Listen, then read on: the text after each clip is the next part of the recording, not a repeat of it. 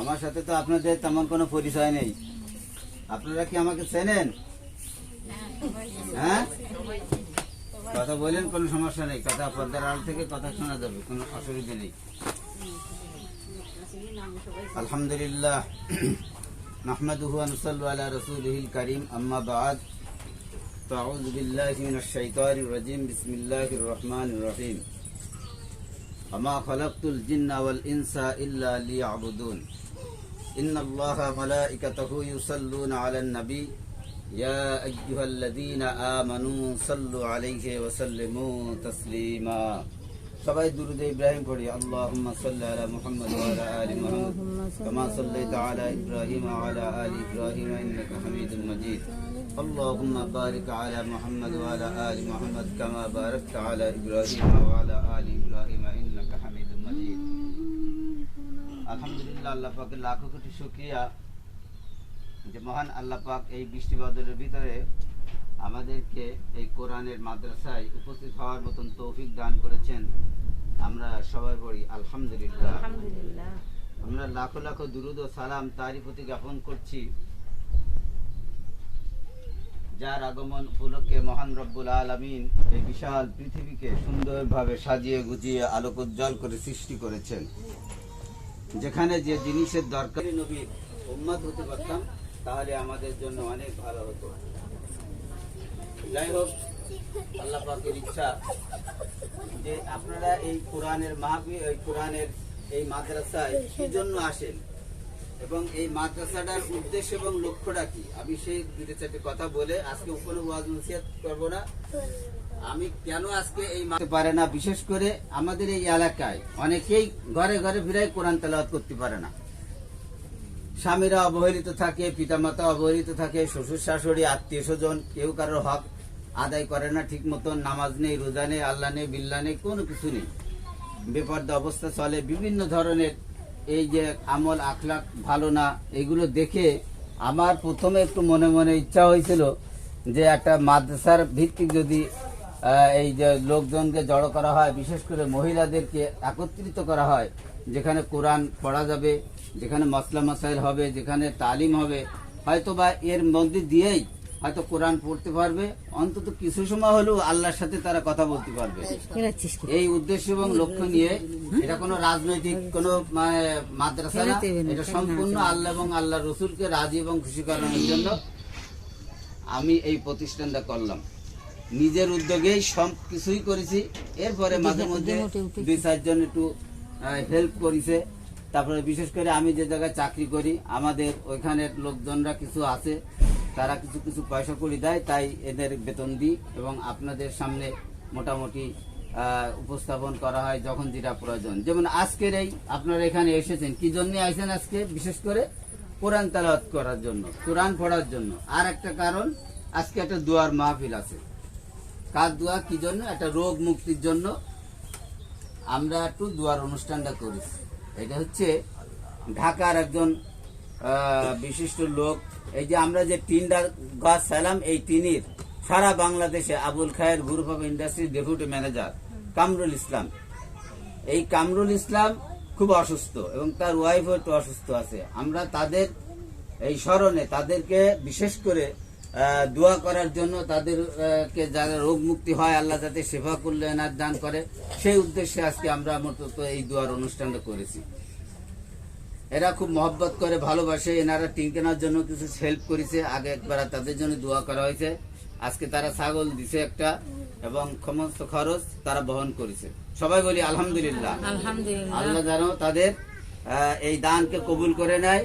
তাদের উদ্দেশ্য, তাদের যে শরীরের যে সমস্যা, তাদের যে মানসিক অবস্থা খারাপ, অর্থনৈতিক অবস্থাও ভালো আছে, খারাপ না ইনশাল্লাহ, কিন্তু আল্লাহ তাকে একটা রোগ দিয়ে রাখছে, হয়তো এই রোগের কারণে তারা হয়তো খুব দুঃখ কষ্টে আছে। তো আল্লাহ পাক যেন এই দানের ওসিলায় আর আপনাদের এই কোরআনের তেলাওয়াতে, কোরআন খতমের ওসিলায় যেন আল্লাহ তাকে সুস্থতা দান করে, তার ফ্যামিলিকে যেন সুন্দর এবং ভালোভাবে চলার তৌফিক দান করুন। সবাই বলি আমিন। এইভাবে সবাই দোয়া করবেন। যাই হোক, আপনারা যারা যারা এই কোরআন শরীফ পড়তে পারেন না, অনেকেই হয়তো কোরআন শরীফ পড়তে পেরেছেন, আর যারা পারতেছেন না তারা শিখতেছেন। আমার খুব ভালো লাগছে। বিশেষ করে জেসমিনা অনেক দূর থেকে আসে, আপনাদের মাঝে তালিম করে, কোরআন শিক্ষা দেয় সহিশুদ্ধভাবে এবং নুরানি কায়দায়। আপনারা তার জন্য দোয়া করবেন। আমার আব্বা আম্মা অসুস্থ, এই জায়গাটা আমার আব্বার কাছ থেকে নেওয়া হয়েছে মাদ্রাসা করার জন্য। তা নইলে এই ঘরে বসে এদিক সেদিক করে পারা যায় না। তো আপনারা আমার আব্বার জন্য দোয়া করবেন। আর আমার আম্মা তো বিশেষ করে আপনাদেরকে সকালে প্রত্যেক দিনই পড়ায়, তার জন্য দোয়া করবেন।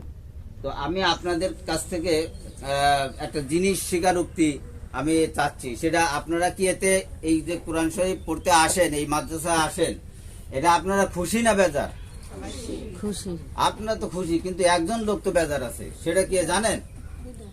একটা লোক খুবই বেজার হচ্ছে যে এই এলাকার মহিলারা কোরআন শরীফ পড়তেছে, আল্লাহর সাথে কথা বলতেছে। যখন এখানে আপনারা আসেন তখন তো পথের থেকেই তারা মানে বাধা সৃষ্টি করে যে কেন যাচ্ছিস, কি জন্য যাচ্ছিস, ছেলে আছে, মেয়ে আছে, ছোট ছোট বাচ্চারা আছে, তোকে তো স্বামী আছে, আত্মীয় স্বজনরা আছে, বেগিদের সাথে সময় কাটা বা মোবাইলে ফেসবুক দেখ, বিভিন্ন ধরনের প্ররোচনা দেয় তারা।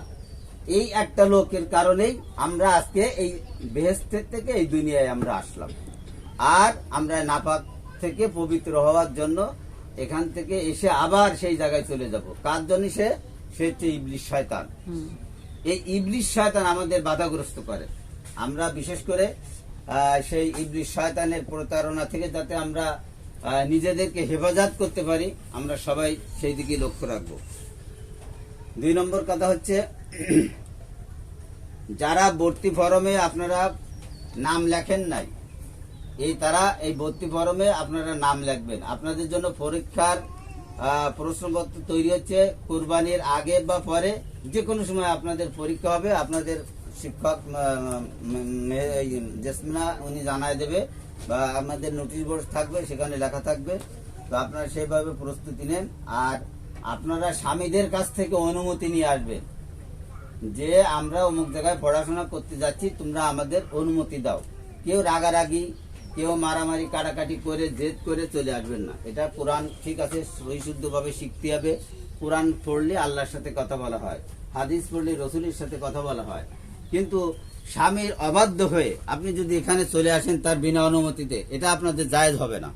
এ কারণেই প্রত্যেকটা স্বামীদেরকে রাজি এবং খুশি করে, যার অভিভাবক আছে, বিশেষ করে স্বামী হোক বা পিতা হোক বা বড় ভাই হোক, যার আন্ডারে আপনারা থাকবেন, তাদের কাছ থেকে অনুমতি নিয়ে আপনারা এই মাদ্রাসায় আসবেন।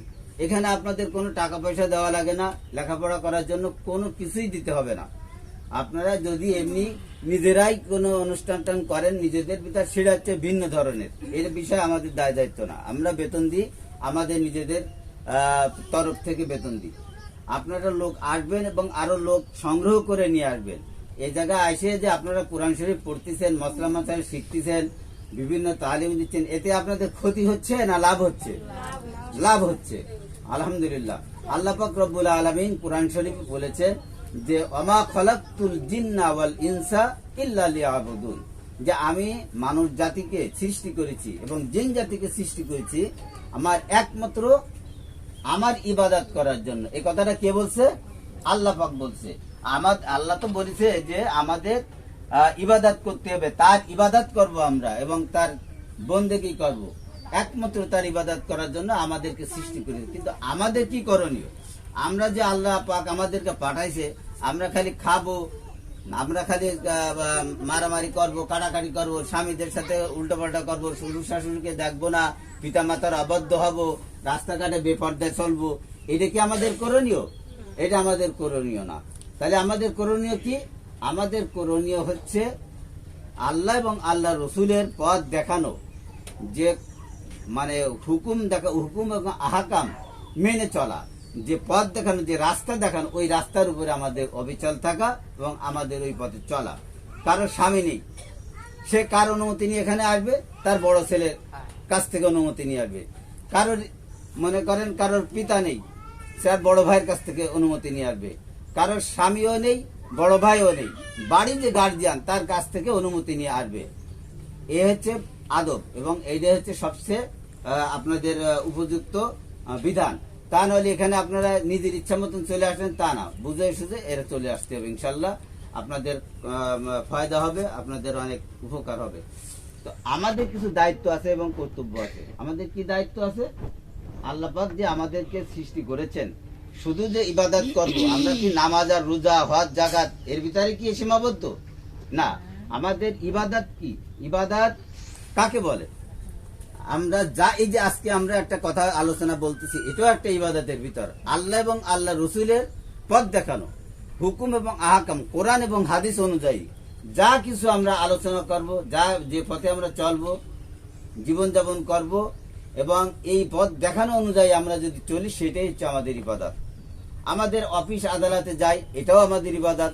আমরা সকাল থেকে সন্ধ্যা পর্যন্ত জমিতে চাষ করি, এটাও আমাদের ইবাদত। সেটা আল্লাহ এবং আল্লাহ রসুলের পথ দেখানো অনুযায়ী হতে হবে। আমরা স্বামীর সংসারে সকালে উঠি আর রাত্রি ঈশার নামাজ পড়ে তারপরে ঘুমাই, এর ভিতরে যতগুলো কাজ আছে, স্বামীকে সন্তুষ্ট করা, পিতামাতাকে সন্তুষ্ট করা, ছেলে মেয়ে লালন পালন করা, এগুলো সব ইবাদতের মধ্যে গণ্য হবে।